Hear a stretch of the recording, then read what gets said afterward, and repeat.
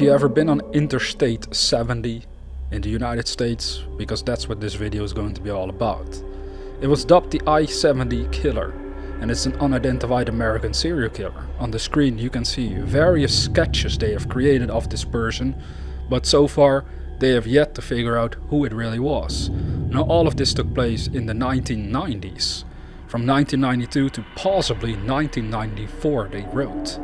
Now in today's video I wanted to share with you the details of this strange and bizarre unidentified serial killer.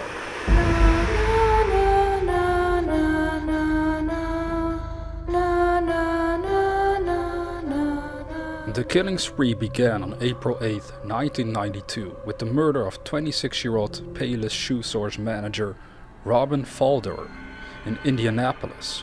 She was alone in the store when she was shot, having been murdered sometime between 1:30 and 2 p.m. The next two murders occurred on April 11th in Wichita. The victims were Patricia Smith, 23, and the store's owner, 32-year-old Patricia Magers. As this was the only case involving multiple victims, investigators believed the killer was under the impression that there was only one woman in the store. The women had stayed past the normal closing time of 6 p.m. to allow a male customer to pick up some extra goods. Sometime after 6 p.m. the women allowed the killer into the store, thinking he was the customer they were waiting for. After the women were murdered, the actual customer arrived to pick up the goods and came face to face with the I-70 killer. The I-70 killer let the man go, who immediately notified police once the killer left. He would later provide details for a composite sketch. On April 27th, Michael McCown, 40, was killed in his mother Sylvia's store in Indiana. McCown was the only man killed during the spree, and it is believed by investigators that the I-70 killer chose the store because the store's solo woman's name seemed to make it a good target. Because McCown wore a ponytail and was shot from behind while he was kneeling to the stock shelves, he may have been mistaken for a woman. On May 4th, 24-year-old Nancy Kilsmiller was killed while working alone at Boot Village, a footwear shop in St. Charles, Missouri. She opened up the store at noon and was found dead by customers at 2:30 p.m. The final confirmed murder occurred on May 7th in Raytown, Missouri. The victim was 37-year-old Sarah Blessing, who was working in her gift shop. The murder occurred during the day, and the owner of the video store next to Blessing's shop saw the killer enter the shop, heard a pop, and then saw him leave. He discovered Blessing's body after checking to see what had occurred in the store. A clerk at a nearby grocery store also saw the suspect. He was climbing a hill towards I-70. Now investigators believe the I-70 killer may be responsible for two murders in 1993 and an attempted murder in 1994, all of which occurred in Texas.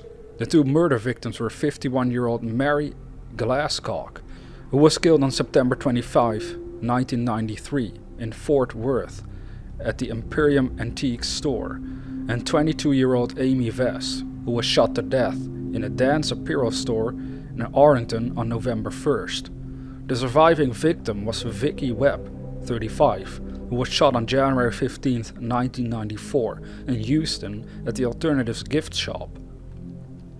She briefly talked to the shooter before he shot her in the back of the head. The bullet did not penetrate into Webb's head due to a large vertebra being hit. The shooter attempted to shoot her again, but his gun misfired, and he left, presuming Webb to be dead. The modus operandi of the Texas killer was very similar to the I-70 killer and used a .22 caliber firearm, the same caliber as the I-70 killer. A ballistic test determined that the gun used in the Texas murder was not the same as the one used in the I-70 killings.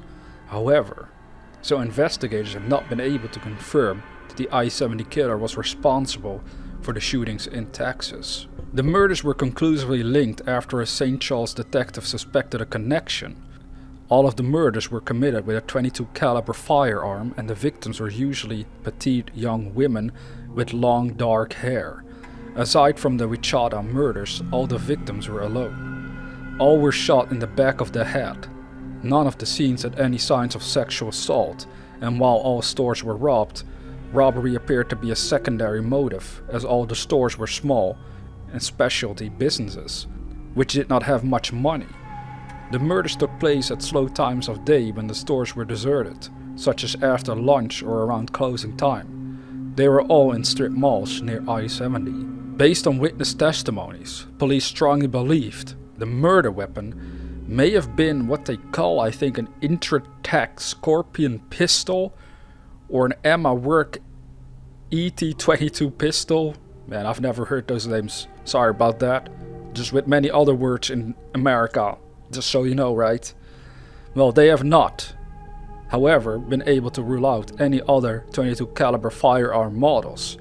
The ammunition used in the killings was a .22 caliber CCI copper clad lead bullets. The cartridges of the bullets showed traces of jeweler's rouge. Wow, okay. I'm getting confused here by my own reading. This Wikipedia article is confusing me with the terms of pistols. I'm not familiar with pistols. I'm from Europe. We don't really use pistols all over the place here. I know in America you guys do, but it's always kind of weird to me. Alright, they go on to write, Midwest authorities linked the killer to the shootings in Texas in 1994. But Texas authorities were not convinced of a connection, as different guns were used in each spree. Based on witness descriptions, investigators were able to produce 2 composite sketches of the killer and a physical description of the suspect. The I-70 killer was described as being a white man in his 20s or 30s, 5'7" to 5'9" tall, thin and having lazy eyelids and sandy blonde or reddish hair in 1992. If he is still alive, he would be in his 50s or late 40s. Police have not publicly identified any suspect, and the case has been classified as a cold case.